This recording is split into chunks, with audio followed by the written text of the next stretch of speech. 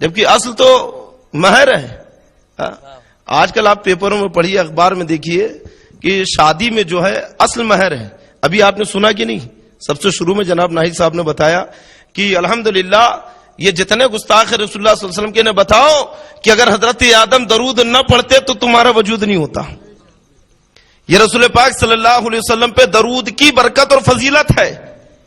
جب حضرت آدم نے حضرت حوا کو جنت میں ہاتھ لگانا چاہا تو اللہ نے کہا کہ اے آدم مہر ادا کروں.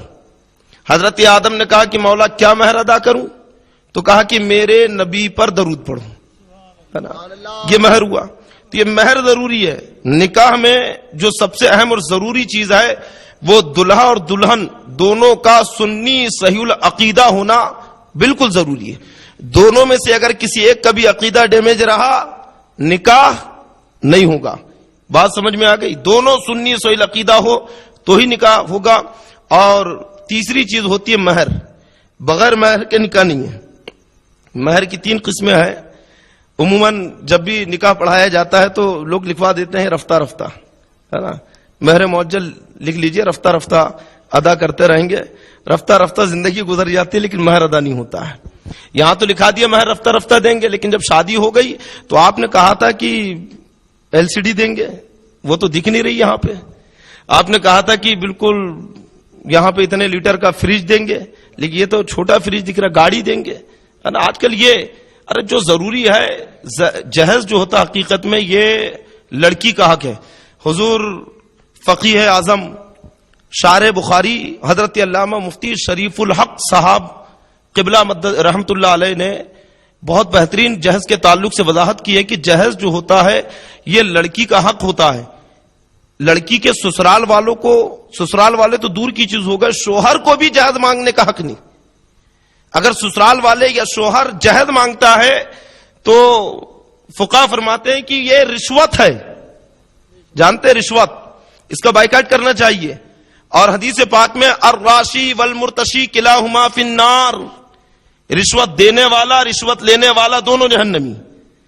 اور یہاں تک حضرت نے وضاحت کی ہے کہ اگر شوہر جہیز کا کوئی سامان اگرچہ ایک چمچ ہو عورت کی اجازت کے بغیر بیچ دے تو حرام, کیونکہ جہیز کا جو پورا مال ہے وہ کس کا ہے؟ بیوی کا ہے, شوہر کا نہیں ہے. اگر شوہر بیوی کی اجازت کے بغیر جہیز کا سامان بیچ دے تو حرام ہے, ناجائز ہے, اس نے خیانت کی. تو ایک بات بالکل ذہن نشین کر لے کہ جو جہیز ہوتا ہے وہ لڑکی کا ہوتا ہے, شوہر کا اس پہ وہ نہیں. ہاں اب چونکہ وہ اسی کی بیوی ہے, ایک ہی گھر میں رہ رہے ہیں, تو بیوی کی اجازت سے, کیونکہ پوری اجازت ہی ہوتی ہے, اب شوہر کے قبضے میں بھی آ گیا تو استعمال تو کر سکتا ہے, لیکن اگر اسے بیچنا ہو یا تبدیل کرنا ہو تو اس میں بیوی کی اجازت کی ضرورت ہے. اور بہت سارے ایسے نکات ہیں, خاص طور پہ نوجوانوں. میں صرف تھوڑی سی بات یہاں پہ رکھوں گا. شادی کے تعلق سے بارہا آپ تقریریں سنتے رہتے ہیں. صرف شادی کے اندر میں جو خرافات کر کے ہم اللہ کی دی ہوئی دولت جو ایک عظیم نعمت ہے اسے اڑا دیتے ہیں, ضائع کرتے ہیں, بس اس سے بعد آ جائے. ابھی آپ نے الحمدللہ الثقافت الرضویہ کا یہ جو مشن شروع ابھی ہم نے کیا ہے, تحفظ مال, سیو منی, پیسوں کی حفاظت کریں, مال کو بچائیں. اس سے پہلے ایک مشن اور ہم نے چلایا تھا تحفظ قرآن. آپ نے پورے شہر کے اندر وہ بینر دیکھے ہوں گے جس میں چادریں جگہ جگہ پڑی ہے نا, اور اس میں بتایا گیا کہ ایسی چادریں جو مزارات اولیاء پر چڑھتی ہیں ان پہ قرآن کی آیت لکھی ہو تو نہ چڑھائیں. ایسے ہی ابھی الحمدللہ اسلام کی پکار نام کر کے آپ نے بینر پڑھے ہوں گے, مسجدوں کے اندر کئی جگہ لگے ہیں. اس میں یہ بتایا گیا ہے کہ یہ مٹکا پارٹی, یہ بینڈ پارٹی, ڈی جے, پٹاخے, ویڈیو, یہ ناجائز اور حرام کام ہے. آپ کیلکولیشن کیجئے, جب شادی کرتے ہیں تو کتنا پیسہ آپ ان کے پیچھے برباد کرتے ہیں. وہی پیسہ آپ بچائیے اور اپنی آنے والی اولاد, آنے والی نسل کے لیے پیسہ باقی رکھیے اور پھر اس کے ایجوکیشن میں خرچ کیجیے, اس کی تعلیم میں. ایک بچہ جب بڑا ہوتا ہے اسکول میں نام ڈالنے کی بات آتی ہے تو ایسی سستے سستے گورنمنٹ کے کوئی بھی اسکول میں ڈال دیتے ہیں. وجہ پوچھی جائے تو پیسہ نہیں ہے. مہنگے اسکول میں نہیں پڑھا سکتے کیونکہ فیس دینے کے لیے پیسہ نہیں. پیسہ رہے گا کہاں سے؟ کیونکہ بچے کی فیس کا پیسہ تم نے مٹکا پارٹی میں اڑایا تھا, بچوں کی فیس کا پیسہ تم نے پٹاخے پھوڑ کے ختم کیا تھا, بچوں کی فیس کا پیسہ تم نے ویڈیو گرافی میں ضائع کیا تھا. اگر تم وہ پیسہ بچا کے رکھتے تو آج تمہارے بچے تعلیم یافتہ ہوتے, مہنگے اسکولوں میں پڑھتے, اونچی تعلیم حاصل کرتے. تو یہ ذہن دیا گیا کہ آپ ان پیسوں کو بچائیے اور ان پیسوں کو جمع کر کے رکھیے, جہاں ضرورت ہو وہاں خرچ کرے. آج کئی غریب ایسے جن کے یہاں پہ چولہے نہیں جلتے ہیں. جب آپ لوگ چین سے سو جاتے ہیں, جانتے ہیں نا, آرام سے کھا پی کر جب آپ لوگ اپنے گھروں کے اندر سو جاتے ہیں تو شہر میں کچھ لوگ اس لیے جگتے ہیں کیونکہ ان کے پیٹ میں کھانا نہیں ہوتا ہے, کچھ لوگ اس لیے رات میں جگتے ہیں کیونکہ ان کے بچے بھوکے ہوتے ہیں. لیکن ہمیں سدھ بدھ نہیں ہے, ہم کبھی ماحول کا جائزہ نہیں لیتے, دیکھتے نہیں. میں جس وقت پیلی ندی فیضان امام محمد رضا مدرسے میں پڑھاتا تھا تو اس میں کچھ باہر کے لوگ تھے بیچارے, سے جھوپڑا بنا کے رہتے تھے, اور مسلم تھے, پورے علاقے میں مسلم. وہاں پہ بد مذہبوں نے ایک مسجد, سنی مسجد ہے, جگہ سنی کی سب قبضہ کر لیا تھا. الحمدللہ ہم لوگ وہاں پہنچے. اس وقت ہمارے اشرف بھائی, اعجاز بھائی, یہ لوگ خود وہاں پہنچے تھے اور باقاعدہ بالکل ان سے بحث کر کے وہ مسجد ان کے ہاتھ سے حاصل کیے. تقریباً 3-4 سال کا وہ زمانہ ہو رہا ہے. تو اس مدرسے میں کچھ غریب بچے پڑھنے کے لیے آتے تھے. گرمی کا دن ہوتا تھا, گرمی کا مہینہ, ننگے پیر چھوٹے چھوٹے بچے. بتائیے زمین کتنی گرم. میں نے کہا بیٹا تم ننگے پیر آتے ہو تو کہتے چپل کے لیے پیسے نہیں. والد کیا کرتے تو کہتے پنگر بیچتے ہیں. بتائیے. اور صبح ویسے چلے آ رہے, ناشتہ تک نہیں کرتے. کئی ایسے غریب آج شہر کے اندر زندگی گزار رہے ہیں. کئی ایسے غریب ہیں جن کے گھروں میں آج چولہا نہیں جلتا ہے, اور ہم اپنا پیسہ ویڈیوگرافی میں خرچ کر رہے ہیں. ہم اپنا پیسہ مٹکا پارٹی میں تباہ کر رہے ہیں, پٹاخے پھوڑ رہے ہیں. کیا ملا آپ کو؟ پیسہ آپ نے دیا اور پٹاخے لا کر پھوڑ دیا, ضائع ہو گیا. بدلے میں گناہ آپ نے کما لیا, حرام کام کیا. وہی پیسہ بچا کے رکھتے, کوئی بھوکا آتا اسے کھانا کھلا دیتے. دنیا بھی کامیاب, آخرت بھی کامیاب. اللہ کے نبی صلی اللہ علیہ وسلم فرماتے واللہ فی عون العبد ما کان العبد فی عون اخیہ. اللہ تعالی مسلمان کی اس وقت تک مدد کرتا ہے جب تک وہ اپنے دوسرے بھائی کی مدد کرتا رہتا ہے. آپ دوسروں کی مدد کریے, اللہ تعالیٰ آپ کی مدد کرے گا. اللہ کے نبی صلی اللہ علیہ وسلم فرماتے رحیمہ رحیمہ, رحم کرو رحم کیے جاؤ گے. آج تم اگر دوسروں پر رحم کرو گے تو کل تمہارے اوپر دوسرے رحم کریں گے. اللہ تمہارے لیے اسباب پیدا کرے گا. آج آپ گورنمنٹ ہاسپٹل میں جا کے دیکھیے, میوا کے اندر جائیے, میڈیکل میں جا کے دیکھیے, کئی باہر گاؤں کے ایسے مریض پڑے ہوئے ہیں, کئی دن ہو گئے, کھانے کا ٹھکانہ نہیں. وجہ کیا ہے؟ آپریشن. ڈاکٹر نے کہہ دیا آپریشن کرنا ہے, لیکن جو پارٹس اسے لگ رہا ہے, جو راڈ لگ رہی ہے, جو کٹوری لگ رہی ہے, تو وہ لینے کے لیے اس کے پاس پیسے نہیں. چارجز جو وہاں لگ رہے ہیں وہ بھرنے کے لیے پیسے نہیں. دوا کے لیے اس کے پاس پیسے نہیں. کئی مریض صرف اس لیے دم توڑ دیتے ہیں کیونکہ ان کے پاس علاج کے لیے پیسہ نہیں تھا. کئی چھوٹے بچے جو بیماریوں سے گرست ہے, سخت بیماری, اور ماں کی گود کے اندر دم توڑ رہے ہیں. کیوں؟ اس لیے کیونکہ ان کے پاس علاج کے لیے پیسہ نہیں تھا, اور ان کا حق آپ کے پاس تھا. اللہ نے آپ کو دولت دی, آپ کو مدد کرنا تھا, لیکن آپ نے ان کی مدد نہ کی, بچوں نے دم توڑ دیا. کئی ایسے بچے آج جو کئی ایسے غریب ہیں جو دم توڑ رہے ہیں. اور مسلمانوں میں اپنا پیسہ کتنا ضائع کر رہے ہیں, کتنا خرچ کر رہے ہیں. پیسہ اللہ کی ایک نعمت ہے. آپ دیکھیے بھینس کو دیکھا نا آپ نے, وہ کتنا دودھ دیتی ہے کہ اس کا بچہ بھی پی لے اور محلے والے بھی, ہے نا, گولی جو بانٹتا ہے. کیوں ایسا؟ کیونکہ اللہ نے اسے زائد دودھ اس لیے دیا کہ اس کے اوپر صرف اس کے بچے کا حق نہیں ہے بلکہ دوسروں کا بھی حق ہے. اس لیے اللہ نے اس کے تھن میں زیادہ دودھ دیا.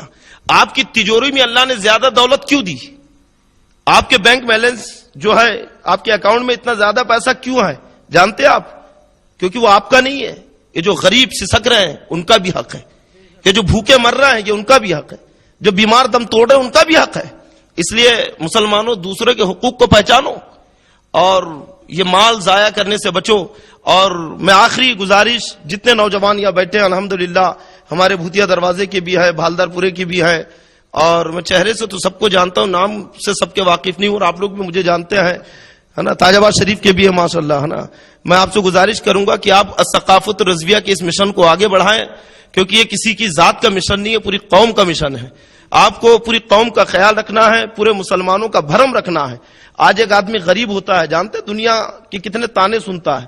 ایک آدمی فٹ پاتھ پہ سو رہا ہے, جس کی دکان کے سامنے ڈیرا ڈالا, دکان والے اسے جھڑک رہے ہیں. اگر کہیں جھوپڑا تان لیا تو اسے وہاں سے ہٹایا جا رہا ہے. دنیا اس کے اوپر تھوک رہی ہے, اسے حقارت سے دیکھ رہی ہے, اسے جھڑک رہی ہے. اس میں اس کا کیا قصور ہے؟ اس کی کوئی غلطی ہے؟ لوگ اسے کیوں تانے مار رہے ہیں؟ لوگ اسے کیوں گالی دے رہے ہیں؟ صرف اس لیے کہ غریب ہے. بیچارہ تو اپنی غریبی سے مجبور ہے, وہ اپنے بھوک سے مجبور ہے. وہ اپنی بیماری سے مجبور ہے اور اس پر لوگوں کے تانے بھی وہی سن رہا ہے, لوگوں کی گالیاں بھی وہ سن رہا ہے, لوگوں کی پھٹکار بھی وہ سن رہا ہے. کیوں؟ اس لیے کیونکہ غریب ہے. اس کے ذمہ دار کون ہے جانتے ہیں؟ وہ جن کے پاس دولت ہے سمیٹ کے رکھا, ان کا خیال نہ رکھا, وہ ذمہ دار ہے. اگر تم اپنا پیسہ پٹاخے پھوڑ کے برباد نہ کرتے, گھوڑے نچا کے برباد نہ کرتے, بینڈ پارٹی میں برباد نہ کرتے اور ان غریبوں کی مدد کرتے تو ان کی بھی مقام, ان کی بھی عزت ہوتی, سوسائٹی میں ان کی بھی پوچھ ہوتی, لوگ ان کی بھی قدر کرتے. لہذا آپ لوگوں کے حقوق کو پہچانیں, غریبوں کی مدد کریں اور الثقافت رضویہ سے جڑ کر اس کے مشن کو آگے بڑھائیں. ہمارا مقصد اور اس تنظیم کو قائم کرنے کا مقصد ہی یہ ہے کہ قوم مسلمہ کی سربلندی کے لیے کام کیا جائے, مسلمانوں کی مدد کرے. اللہ تعالیٰ کو بندوں کی خدمت کرنا یہ سب سے عظیم ہے.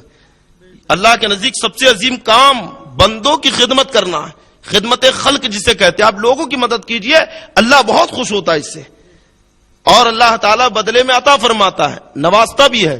حضرت موسیٰ علیہ السلام ایک راستے سے جا رہے تھے, آپ نے دیکھا کہ ایک کسان ہے کھیت میں کام کر رہا ہے, غریب تھا بیچارہ. قریب آیا, کہا ہے موسیٰ میں بہت غریب ہوں, بہت مفلس ہوں, میرے پاس کوئی مال نہیں ہے اور میں اس غریبی سے پریشان آ گیا, روز روز کی محنت, آپ دعا کر دیجئے کہ میری تقدیر میں جتنا رزق ہے اللہ تعالیٰ پورا رزق ایک ساتھ دے دے. حضرت موسیٰ علیہ السلام نے کہا کہ تو صبر کر, اللہ عطا کرے. کا نہیں, آپ جلال میں آئے اور دعا کر دی کہ اللہ اس بے صبرے کی تقدیر میں جتنا رزق ہے پورا ایک ساتھ دے دے. اللہ تبارک و تعالیٰ نے جتنا رزق تھا پورا اتار دیا. موسیٰ علیہ السلام نے دیکھا کہ ایک چھوٹا سا ڈھیر رکھا ہے رزق کا, کہا کہ یا اللہ یہ تو کچھ ہی دن میں کھا کے ختم کر دے گا. اب چلے گئے, پورا رزق جو تقدیر میں تھا اللہ نے ایک بار دے دیا. جب کئی دنوں کے بعد میں واپس آئے تو کیا دیکھتے ہیں کہ اس ویرانے میں ایک میلہ لگا ہوا ہے, جگہ جگہ خیمے لگے ہوئے ہیں اور کھانے کی خوشبو آ رہی ہے, کھانے کی نہیں بلکہ کھانوں کی, کئی قسم کے کھانے بن رہے ہیں. جب آگے بڑھا تو کیا دیکھتے ہیں کہ لوگ صفے بنا کر کھانے کے لیے بیٹھے ہوئے ہیں اور کچھ لوگ انتظار میں, ایک مجمع لگا ہوا, لا تعداد لوگ. اور وہی آدمی جو کل تک بھوک سے پریشان تھا آج دوسروں کو کھانا کھلا رہا ہے اپنے ہاتھ سے. حضرت موسیٰ علیہ السلام نے کہا کہ اللہ کیا ماجرا ہے, کل تک یہ خود پریشان تھا, یہ خود بھوکا تھا, آج تو نے اسے اتنا دے دیا کہ دوسروں کو کھلا رہا ہے. تو اللہ فرماتا ہے کہ موسیٰ جب تم نے اس کے لیے دعا کی کہ اس کا پورا رزق ایک ساتھ اسے مل جائے تو میں نے دے دیا, تو اس نے خود نہیں کھایا. اس نے تم سے ایک بات سنی تھی کہ اگر تم دوسروں کو کھلاؤ گے تو اللہ اس میں برکت دے گا, تم دوسروں کے لیے خرچ کرو گے تو اللہ اسے بڑھائے گا, کم نہیں کرے گا. تو اس نے خود نہیں کھایا بلکہ غریبوں کو بلا کر کھلانا شروع کر دیا, اور جب یہ غریبوں کو بلا کر کھلانے لگا تو میں نے اس کی روزی میں برکت دینا شروع کر دی. اللہ فرماتا ہے کہ موسیٰ یہ جب تک دوسروں کو کھلاتا رہے گا میں اس کی روزی کو بڑھاتا رہوں گا, جب تک یہ دوسروں کی مدد کرے گا میں اس کی مدد کرتا رہوں گا. تو ہمارا مقصد صرف اور صرف یہ ہے کہ دوسروں کی مدد کی جائے, غریبوں کو خیال رکھا جائے. آپ ثقافت رضویہ سے جڑے اور ثقافت رضویہ کے اس پیغام کو آپ اپنے محلے میں, اپنے پڑوس میں, اپنے دوستوں تک پہنچائیں. تاج آباد شریف والے الحمدللہ تاج آباد شریف میں بھی کئی پروگرام ہوئے اور اس فقیر کو وہاں پہ مدعو بھی کرتے ہیں نا بیان کے لیے. خاص طور پہ ناگپور شہر کے اندر تو اصلاحی موضوع کے اوپر ہی مدعو کیا جاتا ہے کہ آج یہ حالات چل رہے ہیں, یہ حالات چل رہے ہیں, یہ حالات چل رہے ہیں, آپ اس کے اوپر آ کے خطاب کریں.